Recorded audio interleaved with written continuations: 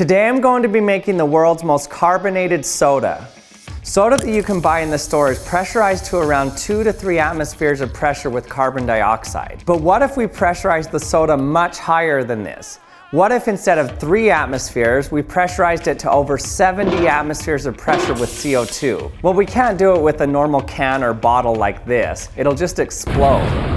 In order to do this, I need a specialized can that can withstand these extreme pressures. This is my pressure vessel. It should be able to withstand over 170 atmospheres of pressure, so we should be safe using it. In order to do this, I'm going to be using dry ice. Dry ice is just solid CO2. It wants to sublimate, meaning turn into a gas. That's what it's doing right now. So if I just fill the container with dry ice, then it'll keep evaporating and pressurizing the chamber. Okay, now I'm gonna pour in my soda.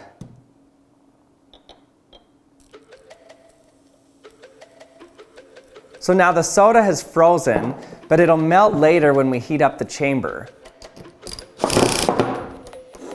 Okay, here we go. Close it up. So now the dry ice is turning into a gas and pressurizing the chamber. But as soon as the chamber gets to just about 5 atmospheres, then it'll start to melt into a liquid. Oh, it's melting.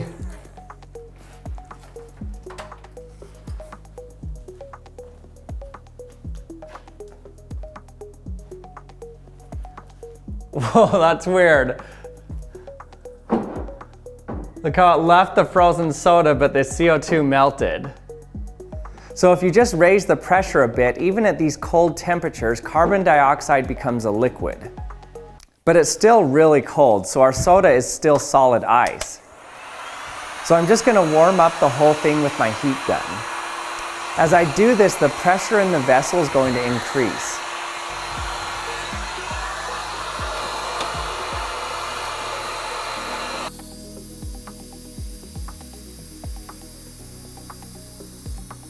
Okay, finally the soda's melted now. Now we have 2 distinct liquid phases and 1 gas phase. But something amazing is going to happen when we hit around 1,000 psi or around 70 atmospheres. The liquid and gas CO2 will become one phase. This is called a supercritical fluid. A supercritical fluid happens here in the phase diagram when there's no longer a separation between the gas and liquid phases. So let's watch it turn supercritical here. You can see the heat's coming from the left there, so it's kind of turning some of that CO2 supercritical, but then that condenses at the colder top and falls back down like rain. So you kind of get this waterfall effect happening.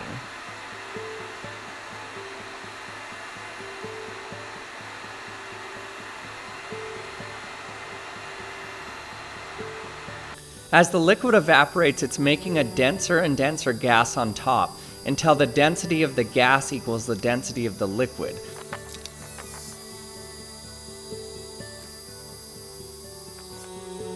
There's actually a small bit of CO2 liquid left on top of the soda here, but then the line that separates the liquid and the gas just kind of goes away. Okay, I think we've reached a supercritical fluid. Okay, it's gone supercritical. You can see there's no layer above the soda now. This has about 70 times the atmospheric pressure on it. Look how it flows in that supercritical CO2. Okay, I'm gonna set an ice cube on it now to cool it down and get it out of its supercritical state.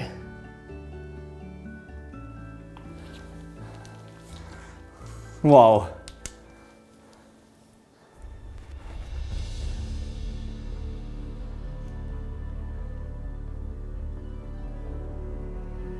Okay, the liquid is back. Okay, we're gonna open it up and then taste it.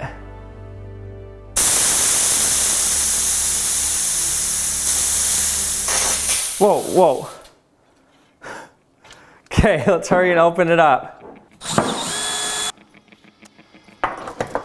Okay, let's test this out. Now that's some good fizz. From now on, I only want my soda supercritically carbonated. But before we continue, let me tell you about our sponsor, BetterHelp. BetterHelp is the world's largest therapy service, and it's 100% online. With BetterHelp, you can tap into a network of over 30,000 licensed and experienced therapists who can help you with a wide range of issues. To get started, you just answer a few questions about your needs and preferences in therapy. That way, BetterHelp can match you with the right therapist from their network. Then you can talk to your therapist however you feel comfortable, whether it's via messaging, phone, or video call. And you can message your therapist in the app or online anytime and schedule a live session when it's convenient for you. If your therapist isn't the right fit for you for any reason, you can switch to a new therapist at no additional charge. With BetterHelp, you get the same professionalism and quality you expect from in-office therapy, but with more scheduling flexibility and at a more affordable price.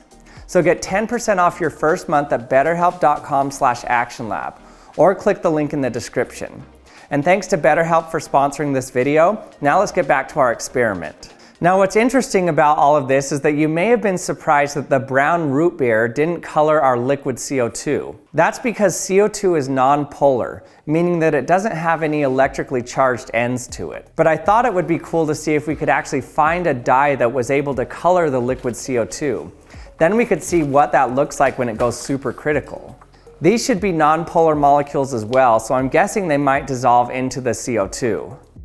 Okay, it's a little warmer now. Let's see if it mixes in or not. Nope. It's not really dissolving into it at all. Okay, that didn't work.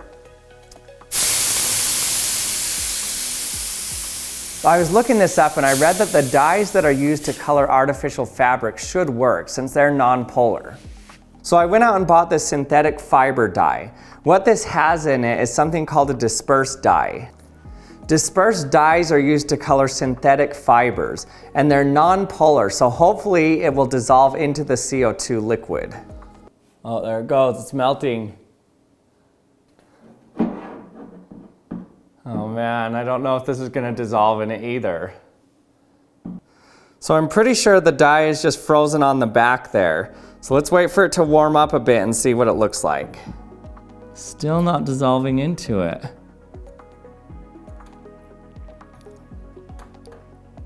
Come on. So it's just not mixing with it at all. We have a completely clear liquid. And then the dye at the bottom there.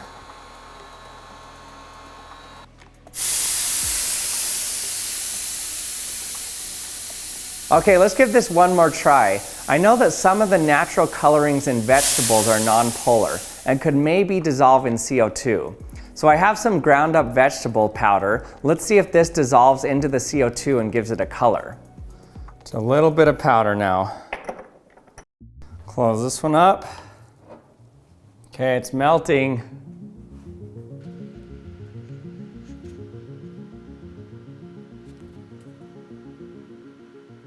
Okay, I think we might have successfully colored it a light green.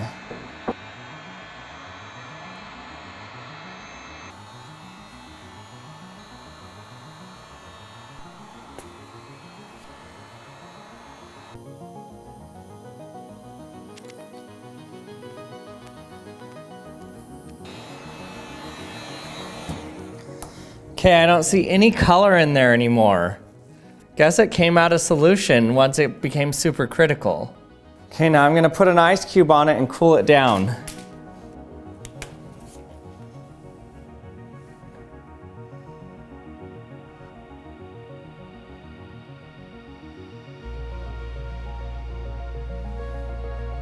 It's weird that the color seems to have disappeared when it became supercritical, or even closer to being supercritical. I thought that the supercritical fluid would dissolve the dyes better, but it made it actually worse. Supercritical fluid usually dissolves things really well. Okay, so I wasn't very successful at coloring my CO2. It's weird because I know that there are some companies that use liquid CO2 as the medium to color fabrics instead of water. I'm not sure what dye they use though, because all the ones I tried wouldn't dissolve or mix into the liquid CO2. We barely got it to work with the vegetable blend though.